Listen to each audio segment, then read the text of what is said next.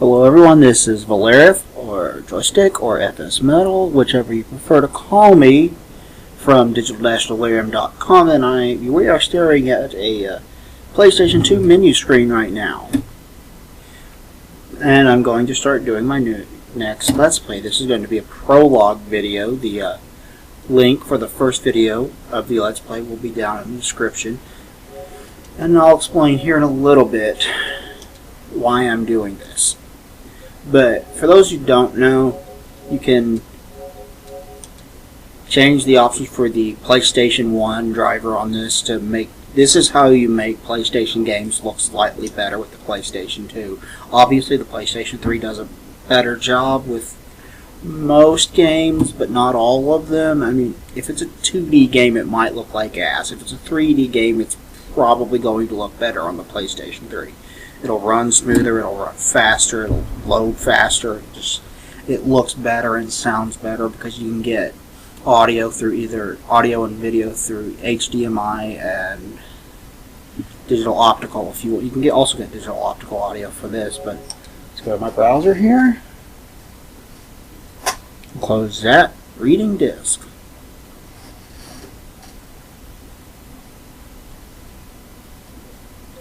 There we go.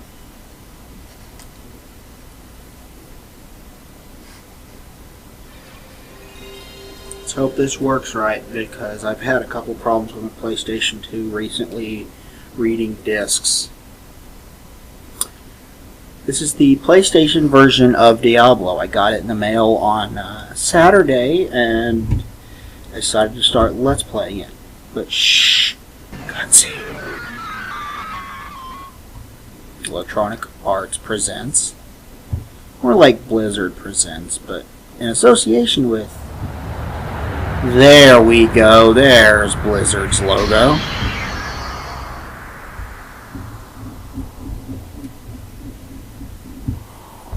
Now cutscene. Shh.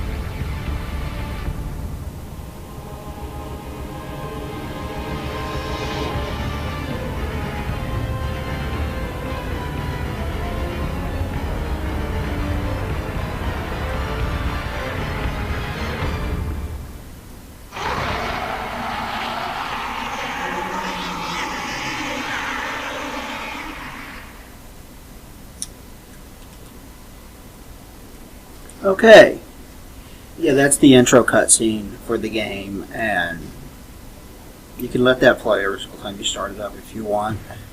Press start. Now, the reason that I wanted to do this is this history here. This game has a fair amount of backstory that you can run into various books in the dungeons that will tell parts of the backstory. They're all voiced, which is cool, but you don't necessarily run into all of them on your playthrough. I thought I would sit here and play all of these books. And for anybody who wants to know Diablo's lore and backstory, this will tell you everything. Let's get started, shall we? And I'm not going to talk through all of this because this is all voiced. Let's get started. Librarius Ex Horadrim, Book 1. Librarius Ex Horadrim, Book 2. The Nature of the Soul Stones. Since the beginning, the forces of light and darkness have engaged in an eternal war, the great conflict, whose victor will rise from the apocalyptic ashes to hold sway over all creation. To this end, the angels of the high heavens adhere to strict militaristic disciplines. Seraphim warriors strike at the enemies of light with swords imbued with righteous wrath and justice. The angels believe that only absolute discipline can properly restore order to the myriad realms, while the demonic denizens of the burning hells hold that absolute chaos is the true nature of all things. The battles of the great conflict rage across both time and space, often infringing upon the very fabric of reality itself. From the crystal arch at the very heart of the high heavens to the arcane hell forge of the underworld, the warriors of these eternal realms journey to wherever their timeless conflict carries them. The legendary deeds of the heroes of the realms beyond elicit both veneration and insight. The greatest of these heroes was Iswal, lieutenant to the archangel Tyrell, and bearer of the angelic rune blade Azurath.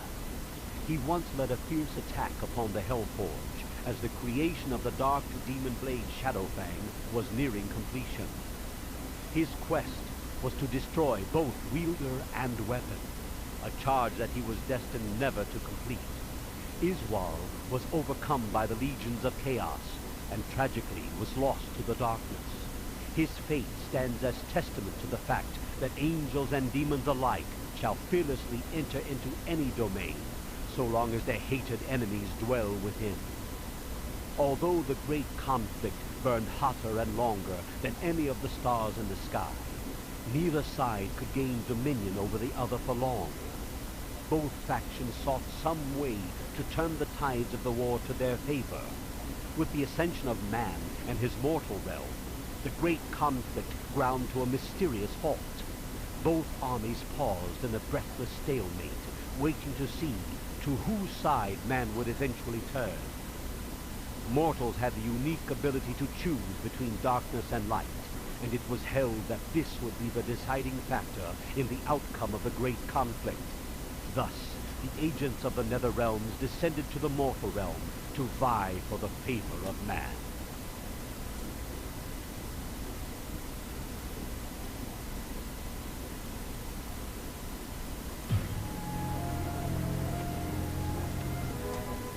The coming of the great conflict to the mortal realm is known as the Sin War. Angels and demons, disguising themselves while traveling amongst men, attempted to secretly lure mortals to their respective causes. Over time, the forces of darkness discovered that mortals responded much more to brute force than to subtle coercion, and so began to terrorize man into submission. The angels fought to defend humanity against this demonic oppression, but all too often, their austere methods and severe punishments succeeded only in alienating those whom they sought to protect. The violent battles of the Sin War occurred often, but they were seldom witnessed by the prying eyes of man.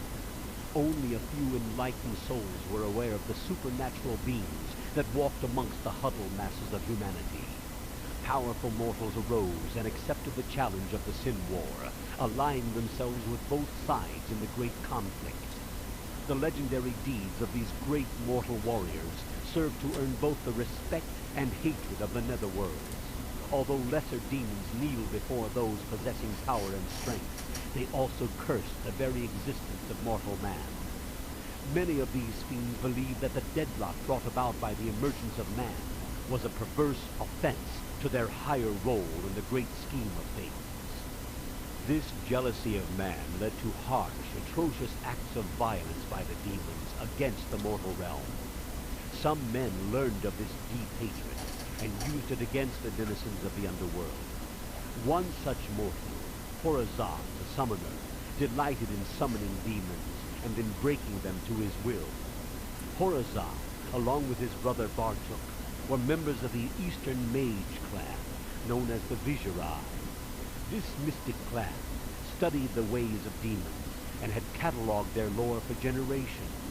Empowered by this knowledge, Horazon was able to take the work of the Viserai and pervert it for his demented purposes. The denizens of hell sought revenge against this bold mortal, but Horazon managed to keep himself well protected within his arcane sanctuary. Bartok, the brother of Horazon, was eventually lured to the side of darkness. He was granted exceptional strength and longevity, and fought alongside the legions of hell against the cursed Viserai, and eventually his own brother during the Sin War. Although Bartok was renowned amongst the warriors of many realms, his dominance in battle came with a terrible price. An insatiable lust for mortal blood pervaded his every thought and deed. Bartok soon became as fond of bathing in the blood of his enemies as he did of shedding it, and in time he came to be known only as the Warlord of Blood.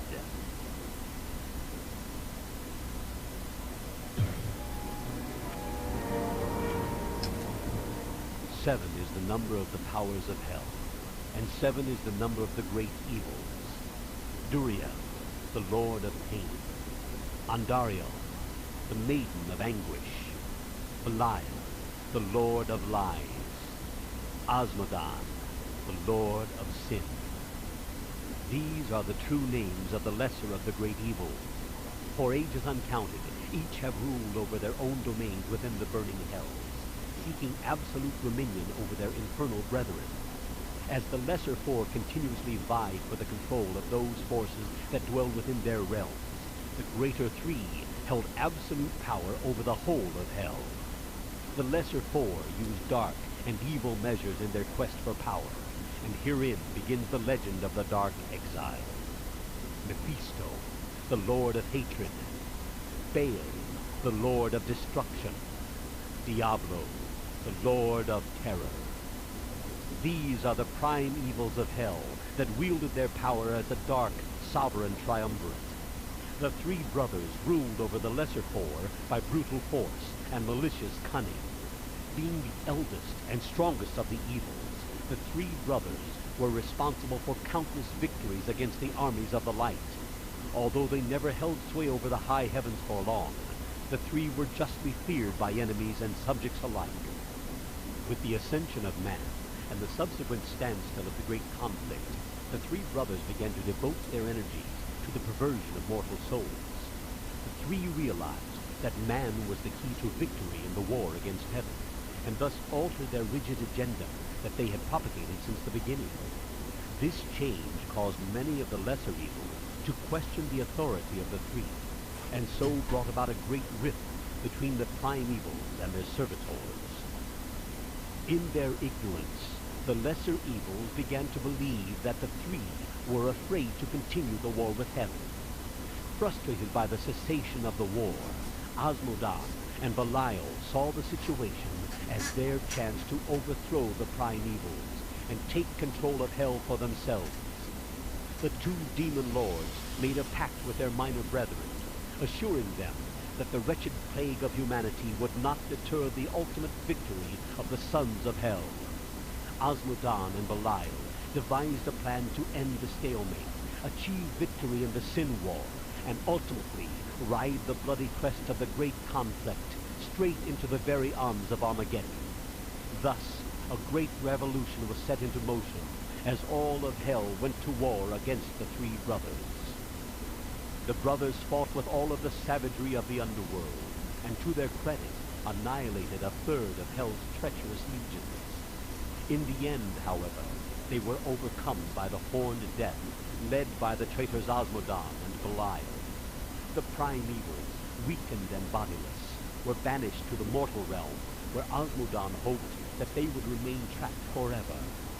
Osmodan believed that with the three set loose upon humanity, the angels would be forced to turn their focus upon the mortal plane, thus leaving the gates of heaven abandoned and defenseless.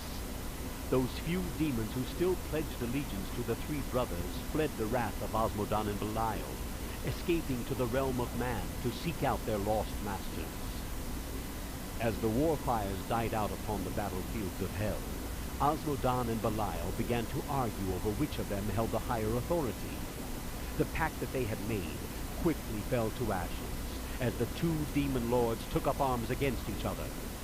The legions of hell that remained were polarized behind either warlord, launching themselves into a bloody civil war that has lasted to this day.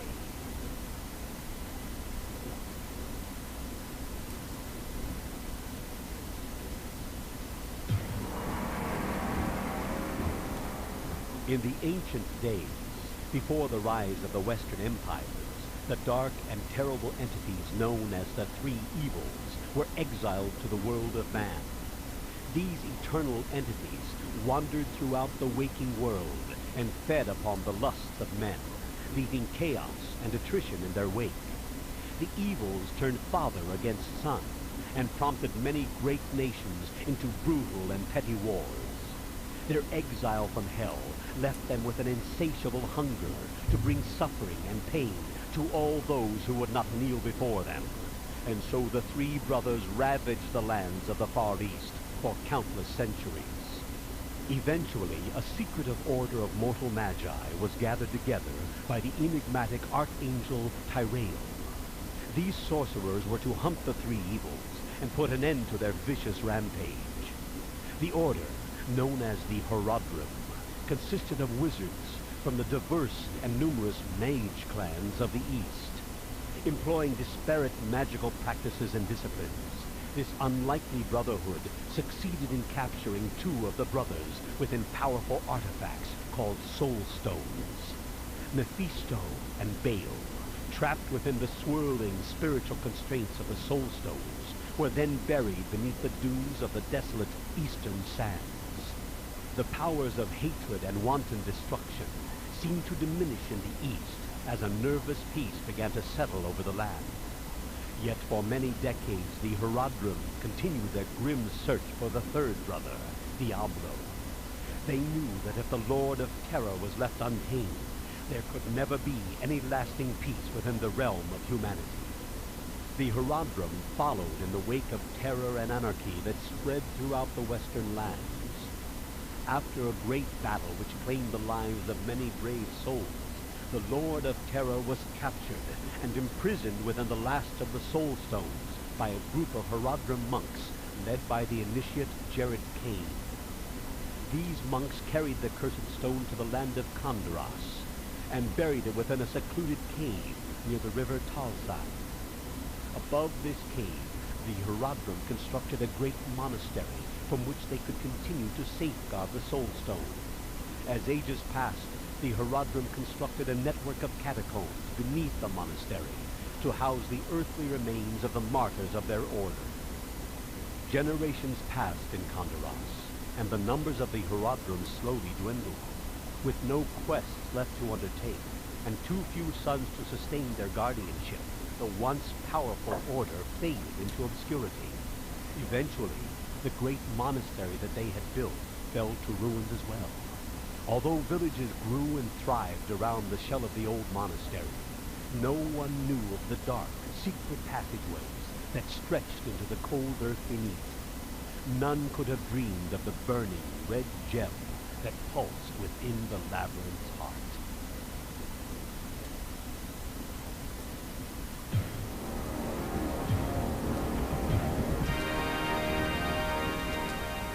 Years after the last of the Horadrim had died, a great and prosperous society grew in the lands of the West. As time wore on, many Eastern pilgrims settled in the lands surrounding Kondaras, and soon established small, self-contained kingdoms. A few of these kingdoms bickered with Kondaras over holdings of property or routes of trade. These squabbles did little to upset the lasting peace of the West, and the great northern kingdom of Westmarch proved to be a strong ally of Kondaras, as the two lands steadily engaged in ventures of barter and commerce. During this time, a bold new religion of the light, known as Zakara, began to spread throughout the kingdom of Westmarch and into many of its northern principalities. Zakara, founded in the Far East, implored followers to enter into the light and forsake the darkness that lurked within their souls. The people of Westmarch adopted the statutes of Zakaram as their sacred mission in the world. Westmarch began to turn towards its neighbors, expecting them to embrace this new beginning as well. Tensions rose between the kingdoms of Westmarch and Kondaros, as the priests of Zakarum began to preach their foreign dogma, whether they were welcomed or not. It was then that the great northern lord Leoric came unto the lands of Kondaros, and in the name of Zakarum declared himself king. Leoric was a deeply religious man, and had brought many knights and priests with him that comprised his Order of the Light. Leoric and his trusted advisor, the Archbishop Lazarus, made their way to the city of Tristram. Leoric appropriated the ancient, decrepit monastery on the outskirts of town for his seat of power, and renovated it to match its time-lost glory. Although the free people of Kondaros were not pleased with being placed under the sudden rule of a foreign king, Leoric served them with justice and might. Eventually, the people of Kondaros grew to respect the kind Leoric, sensing that he sought only to guide and protect them against the oppression of darkness.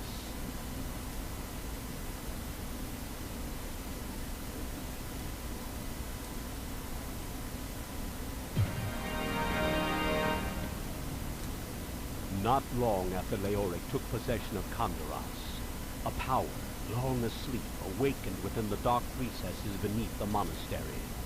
Sensing that freedom was within his grasp, Diablo entered the nightmares of the Archbishop and lured him into the dark subterranean labyrinth. In his terror, Lazarus raced throughout the abandoned hallways until he at last came to the chamber of the burning soulstone. No longer in command of his body or spirit, he raised the stone above his head and uttered words long forgotten in the realm of mortals. His will destroyed, Lazarus shattered the soulstone upon the ground. Diablo once again came into the world of man. Although he was released from his imprisonment within the soulstone, the Lord of Terror was still greatly weakened from his long sleep and required an anchor to the world. Once he had found a mortal form to wear, he could begin to reclaim his vastly depleted power. The great demon weighed the souls residing in the town above, and chose to take the strongest of them, that of King Leoric. For many months, King Leoric secretly fought the evil presence that twisted his thoughts and emotions. Sensing that he had been possessed by some unknown evil, Leoric hid his dark secret from his priests, hoping that somehow his own devout righteousness would be enough to exorcise the corruption growing inside him. He was sorely mistaken. Diablo stripped away the core of Leoric's being, burning away all honor and virtue from his soul. Lazarus, too, had fallen under the sway of the demon, keeping close to Leoric at all times. Lazarus worked to conceal the plans of his new master from the Order of Light, hoping that the demon's power would grow, well concealed amongst the servants of Zakarum. The priests of Zakarum and the citizenry of Kondaros recognized the disturbing change within their liege. His once proud and rugged form became distorted and deformed. King Leoric became increasingly deranged and ordered immediate executions of any who dared to question his methods or authority. Leoric began to send his knights to other villages to bully their townspeople into submission. The people of Kondaros, who had once grown to see great honor in their ruler, began to call Leoric the Black King. Driven to the brink of madness by the Lord of Terror, King Leoric slowly alienated his closest friends and advisors. Lochdonan, captain of the Knights of the Order of Light, an honored champion of Zakarum, tried to discern the nature of his king's deteriorating spirit. Yet at every turn, the Archbishop Lazarus would waylay Lochdonan and admonish him for questioning the actions of the king. As tensions grew between the two, Lazarus charged Lochdonan with treason against the kingdom. To the priests and knights of Leoric's court, the prospect of Lochdonan committing treason was ridiculous. Lochdanan's motives were honorable and just, and soon many began to question the reason of their once beloved king. Leoric's madness was growing more obvious with each passing day. Sensing that the advisors of the court were becoming increasingly suspicious of foul treachery, Lazarus desperately sought to contain the eroding situation. The Archbishop masterfully convinced the delusional Leoric that the kingdom of Westmarch was plotting against him, secretly planning to dethrone him and annex Kandaras into its own lands. Leoric flew into a rage and summoned his advisors to his side. Manipulated by the Archbishop, the paranoid king declared a state of war between the kingdoms of Kandaras and Westmarch.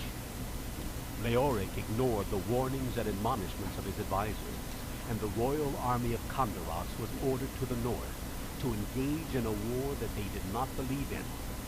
Lochdonan was appointed by Lazarus to lead the armies of Kandaras into Westmarch.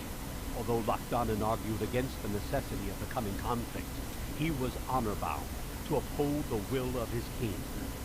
Many of the high priests and officials were forced to travel to the north as emissaries on errands of diplomatic urgency as well. The desperate ploy of Lazarus had succeeded in sending many of the king's more troublesome advisors to their certain death.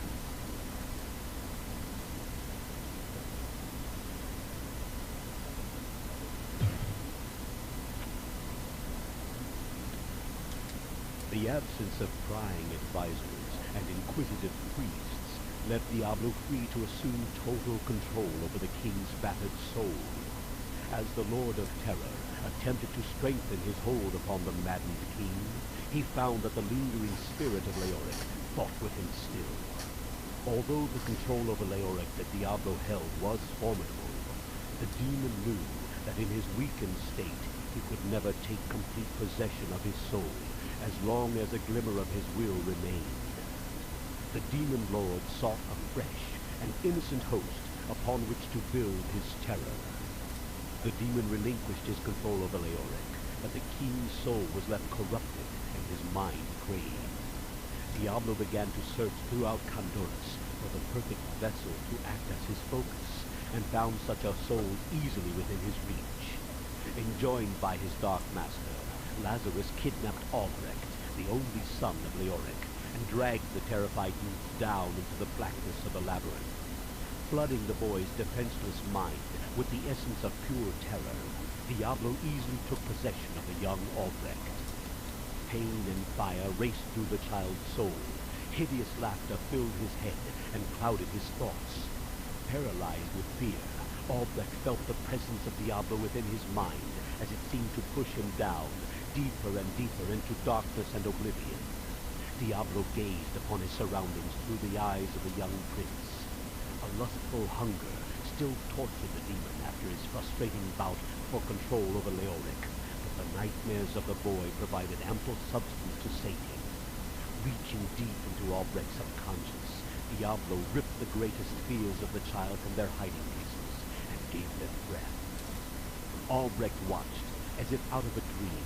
Twisted and disfigured forms appeared all around him. Unholy writhing visages of terror danced about him, chanting choruses of obscenities.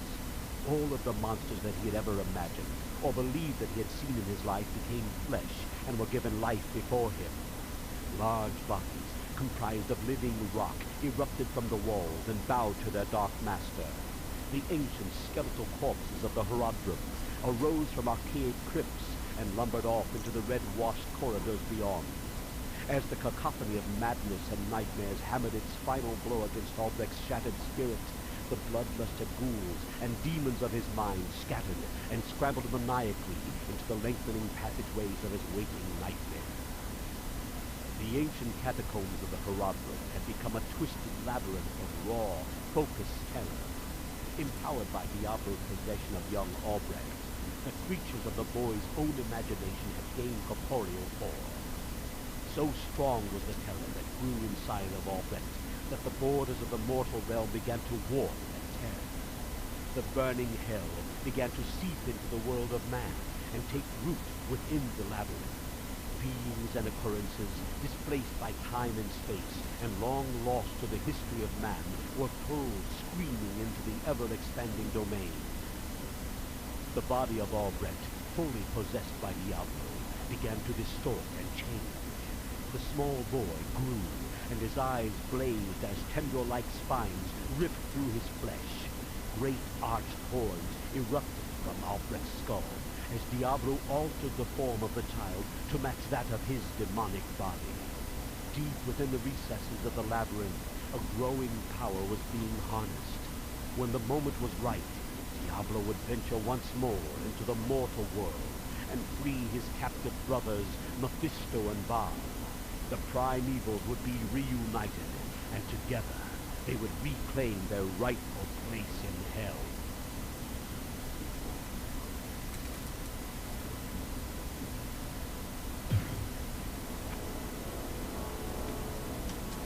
The war against the zealous armies of Westmarch ended with a horrible slaughter, with the army of Condoras ripped to shreds by the superior numbers and defensive positions of Westmarch. Lochdanen quickly gathered together those who were not captured or killed, and ordered a retreat back to the safety of Condoras. They returned to find the town of Tristram in shambles. King Leoric, deep within the throes of madness, went into a rage when he learned that his son was missing. After scouring the village with the few guards that remained with him at the monastery, Leoric had decided that the townsfolk had abducted his son and hidden him somewhere. Although the townsfolk denied any knowledge of Prince Albrecht's whereabouts, Leoric insisted that they had crafted a conspiracy against him, and that they would pay the price for such treachery. The mysterious disappearance of the Archbishop Lazarus left no one in Tristram with whom the king would take counsel. Overcome by grief and dementia, Leoric had many of the townsfolk executed for the crime of high treason. As Lochdanen and his fellow survivors returned to confront their king, Leoric sent his few remaining guards against them. Believing that Lochdanen was somehow part of the townsfolk's conspiracy, Leoric decreed that he and his party were to die. Lochdanen, finally realizing that Leoric was beyond salvation, ordered his men to defend themselves. The ensuing battle carried them down into the very halls of the darkened monastery, bringing a final desecration to the once holy sanctum of the Horadrim. Lochdanen won a bittersweet victory, as his men were forced to kill all of Leoric's deceived protectors. They cornered the ravenous king within his own sanctuary, and begged him to explain the atrocities he had committed.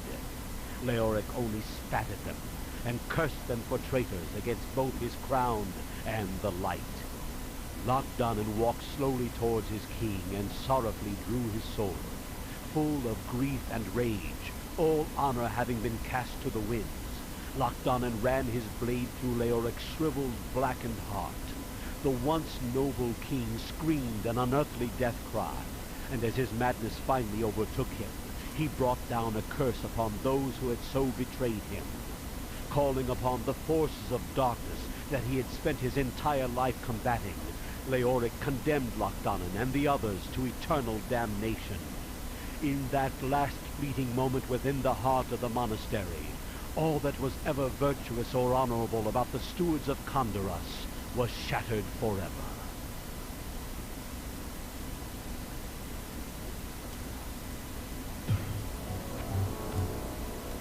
The Black King lay dead, slain at the hands of his own priests and knights. The young Prince Albrecht was still missing, and the proud defenders of Condoras were no more. The people of Tristram looked about their lifeless town and were greatly dismayed. Awash in feelings of both relief and remorse, they soon realized that their troubles had merely begun. Strange, eerie lights appeared in the darkened windows of the monastery. Misshapen, leathery-skinned creatures were seen venturing forth from the shadows of the church. Horrible, wounded cries seemed to linger on the wind, emanating from deep underground. It became apparent that something quite unnatural had infested the once holy site. Travelers on the road surrounding Tristram were accosted by cloaked riders that seemed to now constantly roam the deserted countryside. Many villagers fled Tristram, making their way to other towns or kingdoms, fearing some unnamed evil that seemed to wait in the shadows all around them. Those few who chose to remain seldom ventured out at night, and never tread foot upon the grounds of the cursed monastery. Whispered rumors of poor, innocent people being abducted in the night by wicked, nightmarish creatures filled the halls of the local inn. With no king, no law, and no army left to defend them, many of the townsfolk began to fear an attack from the things that now dwelt beneath their town. The Archbishop Lazarus, frayed and disheveled, returned from his absence and assured the townsfolk that he too had been ravaged by the growing evil of the monastery. With their desperate need for reassurance clouding their good judgment, Lazarus whipped the townspeople into a frenzied mob. Reminding them that Prince Albrecht was still unaccounted for, he persuaded many of the men to follow him into the depths of the monastery to search for the boy. They gathered torches, and soon the night air glowed with the flickering light of hope.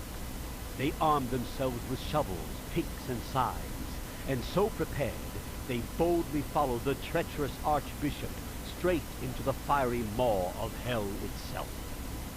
The few who survived the horrible fate that awaited them returned to Tristram and recounted what they could of the ordeal. Their wounds were terrible, and even the skills of the healer could not save some of them. As the stories of demons and devils spread, a stifling primal terror began to consume the hearts of all of the town's inhabitants. It was a terror that none of them had ever known. Deep beneath the foundations of the ruined monastery, Diablo gorged himself upon the fears of the mortals above him. He slowly sank back into the welcoming shadows and began to harness his depleted power. He smiled to himself in the sheltering darkness, for he knew that the time of his final victory was fast approaching.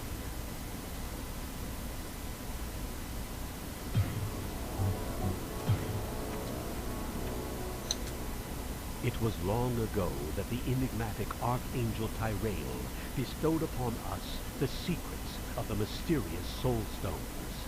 Tyrell bequested upon our order 3 of these stones so we could contain the vile essences of the 3 prime evils who had been let loose upon our world. Although the artifacts were constructed in realms far removed from our own, we found that they were simple to understand. The Soul Stones affect only beings that are non-corporeal, and thus have no power over living, breathing creatures. When invoked, the Soul Stones bring into being a strong spiritual vacuum. Any non-physical entities caught within this vacuum are drawn into the burning recesses of the Soul Stone and are forever trapped within. These spirits are released only when the Soul Stone is deactivated or destroyed. The power of the Soul Stones proved to be much more difficult to employ when used against the great prime evils. Voraciously disposed to possessing hapless mortals, the 3 brothers found that they were immune to the effects of the stones while occupying human souls. Sadly, we were forced to hunt down and kill the innocent victims of the prime evils so that their demonic essences could be subject to the effects of the Soul Stones. Mephisto and Diablo, once found, were easily lured into the Soul Stones. The capture of their brother Baal, however, became complicated when the Soul Stone that was to be his eternal prison was shattered and fragmented. We found that while the shards still held the power to lure the demon to them, they could not properly contain it. Tal Rasha, a fellow initiate who has since been immortalized in Horadrim lore, theorized that a mortal of strong will might be able to contain Baal within his own mortal soul. This sacrifice meant that the essence of any mortal so chosen would be forever tortured while locked in eternal conflict with the enthralled demon. To this end, Tal Rasha volunteered to contain the raging Lord of Destruction. Piercing his breast with a shard of the Soul Stone, Tal Rasha took within himself the essence of Baal, the Lord of Destruction. The initiate's body was shackled, chained, and buried deep within a tomb under the desert.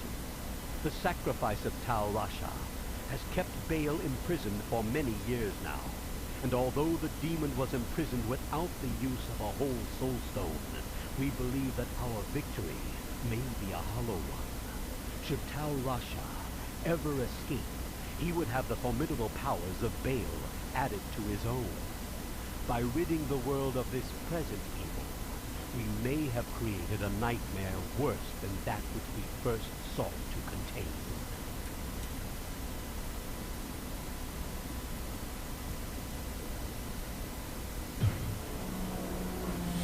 And that's it. That's the backstory to Diablo. You see why I wanted to do this in a separate video? That took 40 minutes to get through all of that. That's how much story this is. And a whole lot of that is addressed in Diablo 2. And there's also a book series called The Sin Wars, which honestly I don't think is all that great. But it takes place during the Sin War that we just heard about. And like I said, if you want to skip this, go ahead, skip right to the gameplay, go to the next one if you want. If you want to know all the lore, it's there for you. Get started in the next video. Thanks everybody for watching. We'll talk to you later, and bye.